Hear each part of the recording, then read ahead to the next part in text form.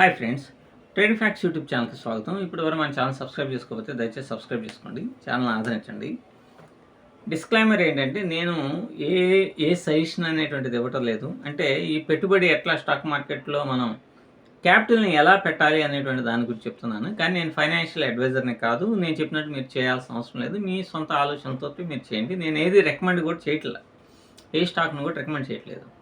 ఎందుకనంటే ఇంతకుముందు చాలామంది మన యూట్యూబ్ ప్లాట్ఫామ్లోకి వచ్చేసి స్టాక్ మార్కెట్ గురించి చెప్తూ కొంతమంది బోసులు అని ఇట్లాంటి రకాలైనటువంటి పెట్టుకొని దిక్కుమాలినాడు ఒకడు ఉన్నాడు.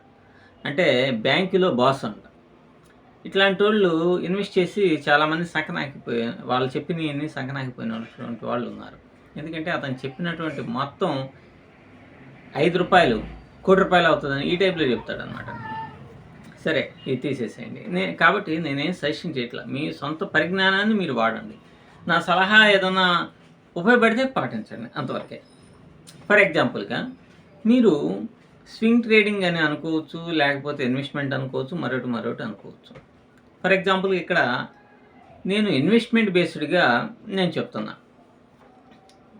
ఫస్ట్ ఆఫ్ ఆల్ మీరు ఏదైనా సరే ఒక స్టాకులో ఇన్వెస్ట్మెంట్ అనేటువంటిది అసలు స్టాక్ని ఎలా ఎన్నుకోవాలో చెప్తాను. ఫస్ట్ దీని మీద ఒక 4-5 వీడియోస్ చేస్తాను. దాన్ని బట్టి మీకు కొంత అవగాహన అనేటువంటిది వస్తుంది. ఇప్పుడు స్టాక్ని మనం ఎన్నుకోవాలి, ఏదైనా ఎన్నుకోవచ్చు. అయితే అది నిఫ్టీ 50లోనూ నిఫ్టీ 100లోనూ ఉండేటట్టు చూడాలి. అంతేగాని నిఫ్టీ 100 దాటిపోయేటువంటి అంటే చిన్న ఇన్వెస్టర్స్కి మిగతా వాటి జోలికి వెళ్లకుండా ఉండటమే చాలా బెటర్. మీకు ఏదైనా సరే ఆపర్చునిటీ రాలేదనుకోండి, వదిలేసేయండి, అదేం లేదు. మార్కెట్ అనేటువంటి స్టాక్ మార్కెట్ ఈరోజు ఉంటుంది, రేపు ఉంటుంది, ఎల్లుండి ఉంటుంది, ఇంకో 100 సంవత్సరాల తర్వాత అయినా ఉంటుంది. ప్రపంచం ఉన్నంత వరకు ఉంటుంది stock market. So no problem, మనమే ఉన్నాం. కాబట్టి జాగ్రత్తగా మనం ట్రేడ్ చేసుకోవడం చాలా ఇంపార్టెంట్. ఫస్ట్ నిఫ్టీ 100లోనే మనం సెలెక్ట్ చేసుకున్నాం స్టాక్స్ని. నేను ఎలా చేస్తాను అని అంటే, ఫస్ట్ ఆఫ్ ఆల్ బాగా ఫాల్ డౌన్ అయింది చూస్తా. అది టెక్నికల్గా పడిందా లేకపోతే న్యూస్ బేస్డ్గా పడిందో చెక్ చేసుకుంటారు. టెక్నికల్గా పడటానికి చార్ట్ మీద అవగాహన ఉండాలి. అంటే కొన్ని బ్రేక్అవుట్స్, డౌన్ సైడ్ బ్రేక్అవుట్స్ కావచ్చు, లేకపోతే ఎక్కడ ఉన్నా సరే ఫేర్ వాల్యూ గ్యాప్స్ కానీ ఇట్లాంటివన్నీ ఉన్నాయా ఏంటనేటువంటి చెక్ చేసుకోవాలి. అది డైలీ చార్ట్లోనే చూడాలి, డైలీ క్యాండిల్స్ని చూడాలి. అంతేగాని పావు గంటది, 10 నిమిషాలు, 5 నిమిషాలు పనికిరావు, అర్ధ గంట అట్లాంటివి పనికిరావు. స్వింగ్ ట్రేడింగ్ అయితే 4 గంటలు అయితే బెటర్గా ఉంటుంది. సో ఫస్ట్ అది న్యూస్ బేస్డ్గా పడింది అనుకోండి. ఫర్ ఎగ్జాంపుల్గా మీరు కనుక చూస్తే ఈ మధ్యకాలంలో ఒక న్యూస్ వచ్చేసి కోటక్ మహీంద్రా అనేటువంటిది బ్యాంకు పడిపోయింది. అదేమైంది, పడ్డ తర్వాత దాంట్లో ఉన్నటువంటి అది పెద్ద న్యూస్ ఏం కాదు. ఒక సీఈఓ పోతాడు, ఇంకో సీఈఓ వస్తాడు. ఒకడు పోయినప్పుడు ఏదో ఇంటర్నల్గా ఏదో జరిగింది అనేటువంటి ఉద్దేశంతో బాగా అది పడేంత వరకు మనం వెయిట్ చేయాలి. ఎక్కడైతే సపోర్ట్ అనేటువంటిది తీసుకుందో అక్కడి నుంచి మనం ఇన్వెస్ట్ చేయడం అనేటువంటి స్టార్ట్ చేయాలి. మరి అది ఎలా డబ్బులు పెట్టాలి అంటే, ఫస్ట్ థింక్ ఏంటంటే, మీరు ఏదైనా ఒక స్టాక్ను కొనాలి, ఏ అనే స్టాక్ అనుకోండి, లేకపోతే ఏ ఆర్ బి అనే స్టాక్ అని అనుకోండి. 2 స్టాక్స్ ఏ అండ్ బి. మీరు ₹1,00,000 ఇన్వెస్ట్ చేయాలనుకున్నారు అంటే ఒక్కొక్క దానికి 50,000 మనం కేటాయిస్తాం. కేటాయించిన తర్వాత దాన్ని మరలా 2 భాగాలు కానీ 3 భాగాలు కానీ చేస్తాం. ఇప్పుడు 2 లక్షలు అని చెప్తాం, 2 లక్షలు అనుకుందాం. ఒక స్టాక్లో 1,00,000, రెండో స్టాక్లో 2 లక్షలు. దీన్ని 3 భాగాలు చేసినప్పుడు ఒక్కోదాన్ని 3 భాగాలు చేసుకోవాలి. ఒకేసారి ₹1,00,000 పెట్టకూడదు. ఏదైతే ఎక్కడి వరకు అయితే పడుతుందో, ఎక్కడైతే సపోర్ట్ అనేటువంటి ఉందో ఆ సపోర్ట్ మీద డైలీ క్యాండిల్ బుల్లిష్ అయినప్పుడు మాత్రమే ఇన్వెస్ట్మెంట్ అనేటువంటిది ఫస్ట్ ఫేజ్ స్టార్ట్ చేయాలి. ₹35,000 మాత్రమే కొనాలి. తర్వాత దాని ఫేజెస్ చూడండి మీరు. నెక్స్ట్ బాగా లో స్వింగ్ ఎక్కడ ఉంది అనేది చూడండి. ఒక ₹50, ₹100 దూరంలో ఉందనుకోండి. అక్కడ మీకు 40 స్టాక్స్ వస్తాయి. ఎందుకంటే ఒక ₹60, ₹50 పడ్డ తర్వాత ఓవరాల్గా మనం ₹35,000కి ఇంతకుముందు 35 వస్తాయి, ఇప్పుడు 40 వస్తాయి, 75. ఇంకొక 35,000 అనేటువంటిది మీ చేతిలో ఉంటుంది.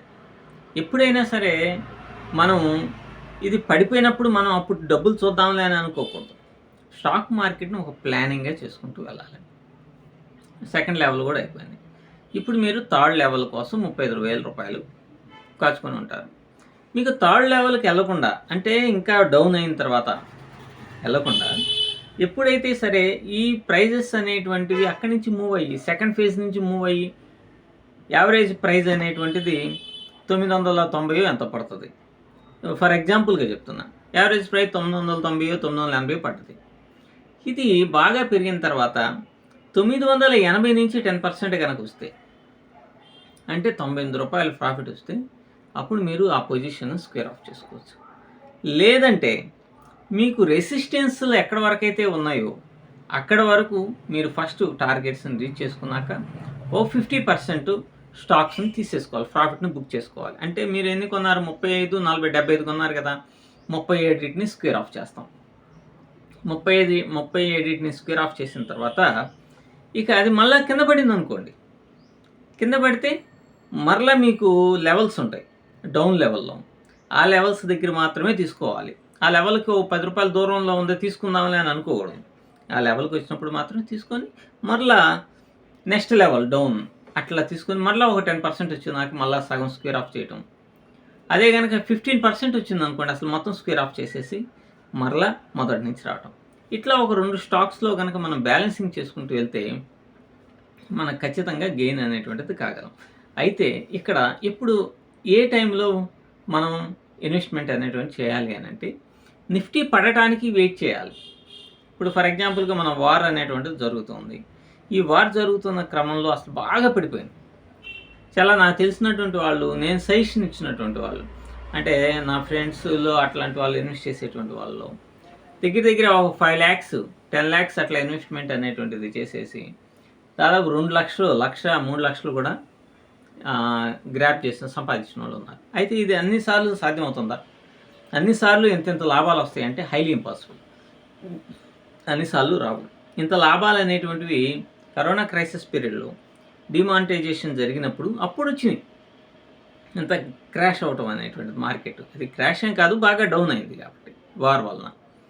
కానీ మిగతా సందర్భంలో మనం 8 to 10%, 8 నుంచి 10% వరకు మనం ఎక్స్పెక్ట్ చేయొచ్చు.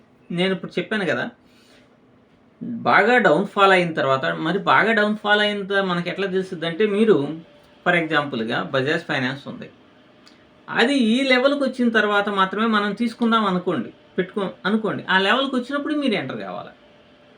అది 10 రోజులు కావచ్చు, నెల రోజులు కూడా కావచ్చు. కాబట్టి ఈ బాగా డౌన్లో ఉంది అనేటువంటి దాన్ని సెలెక్ట్ చేసుకోవటానికి మనం ఏ స్కానర్సో లేకపోతే ఇంకోటి అసలు పనికిరావు. మీరు మాన్యువల్గా ఒక 100 చార్ట్స్ని, ఒక 100 స్టాక్స్ను, 50 స్టాక్స్, నిఫ్టీ 50లో ఉన్న 50 స్టాక్స్ను మీరు ఎనాలిసిస్ చేసుకోండి. ప్రతిరోజు చేయాల్సిన అవసరం అనేటువంటిది లేదు. మీరు ఒకసారి ఎనాలిసిస్ చేసినప్పుడు ఏవి నియర్ బై ఉన్నాయో వాటిని మీరు ఒక బుక్ పెట్టుకొని దాంట్లో రాసుకోవాలి. ఇది ఈ ప్రైస్ దగ్గర, ఈ ప్రైస్ దగ్గర వచ్చినప్పుడు అనేటువంటిది. అట్లా మీరు ఫస్ట్ టైం చూసినప్పుడు ఒక వారం, ఈరోజు సోమవారం, ఆదివారం చూశారు, మండే నుంచి మార్కెట్ స్టార్ట్ అవుతుంది, రేపటి నుంచి స్టార్ట్ అవుతుంది. కాబట్టి ఈరోజు మనం 3-4 స్టాక్స్ అన్నది దొరుకుతాయి 50 నుంచి. ఈ 3-4 స్టాక్స్లోనే, ఎందుకంటే మనం ఎప్పుడు కూడా బయ్యే చేస్తాం, సెల్ అనేటువంటిది చేయం. కాబట్టి ఈ 3-4 స్టాక్స్ని మనం ఏం చేస్తాం, ఒక నోటీస్ బోర్డులో పెట్టుకొని వాచ్ లిస్ట్లో పెట్టుకుంటాం. అవి ఆ లెవెల్కి వచ్చినప్పుడు ఈ వారంలో ఆ లెవెల్కి ఖచ్చితంగా వస్తాయి, 3 ఒకటన్నా వస్తుంది. నెక్స్ట్ సండే మళ్ళీ ఆ 15ని ఫిల్టర్ చేసుకుంటాం, అప్పుడు మళ్ళీ ఇంకో 3-4 వస్తాయి. ఇట్లా మనం స్టెప్ బై స్టెప్ కనుక వెళ్తూ ఉంటే మనకి తెలియదు, కానీ ఒక మంచి అమౌంట్ని, అంటే బయటకి ఇచ్చి 2 రూపాయలు 3 రూపాయలు ఇంట్రెస్ట్లకి ఇచ్చి వాళ్ళ దగ్గర మళ్ళీ రిటర్న్స్ రాక వాళ్ళని బతిలు ఆడుకొని వాళ్ళు ఎగ్గొట్టి మనం బాధపడి, లేదంటే రిలేషనే దెబ్బతింటుంది డబ్బులు ఇచ్చినప్పుడు, ఫ్రెండ్స్ సర్కిల్లో కానీ ఇంకొకరితో. ఖచ్చితంగా రిలేషన్స్ 90% వీక్గా ఉంటాయి because of the money borrowing. So మనం ఆ లిమిటెడ్ మనీని కనుక చాలా జాగ్రత్తగా మెయింటైన్ చేసుకుంటూ ఉంటే, మనం ఎట్లయితే బయటకి ఇచ్చిన ఆ ఇంట్రెస్ట్లు మాత్రం ఖచ్చితంగా వస్తాయి. భీకరమైన లాభాలు వస్తాయని నేను చెప్పను, కానీ ఒక మంచి ఇది పర్ఫెక్ట్ అయిన మెథడ్ని కనుక ఫాలో అయితే మాత్రం మంచి ప్రాఫిట్సే వస్తాయి. సో ఈ విధంగా మనం స్టాక్స్ని సెలక్షన్ కానీ, లేదంటే ఇన్వెస్ట్మెంట్ బేస్డ్ మెథడ్స్ని కానీ ఇట్లా మనం ఉపయోగించుకుంటే కొంచెం బెనిఫిట్ అనేటువంటిది ఉంటుంది. Thank you.